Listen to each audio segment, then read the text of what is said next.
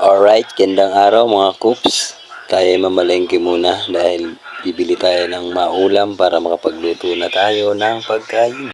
Dahil pumunta kami dito sa kapatid ko dito sa Tansa, dito sa Cavite, napakalayo pala nito, putya. Tas medyo boring pa.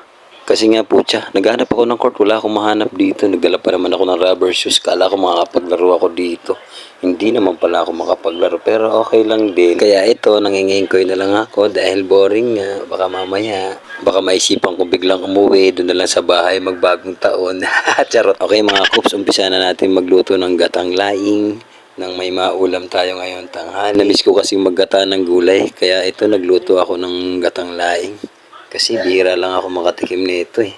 At habang niluluto ko yung laing, ako ay naglakad-lakad muna dito sa loob ng bahay ng utol ko dahil nga ako ay naboboring. At isa pa, napakahina ng signal dito. Wala man lang ka-signal-signal. Para ako napapraning dito kasi nga wala kang ka-signal-signal dito. Napaka-boring. Minsan nga gusto ko nang pagtripan yung kapatid ko dito kaso nung pagtingin ko ay mukhang busy-busy naman siya. Ayan. Gusto ko nga sana siya pagtripan.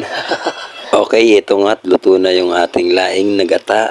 Ay, parang napakasarap. Nilagyan ko na siya. Nakakaumay. Tara, let's go.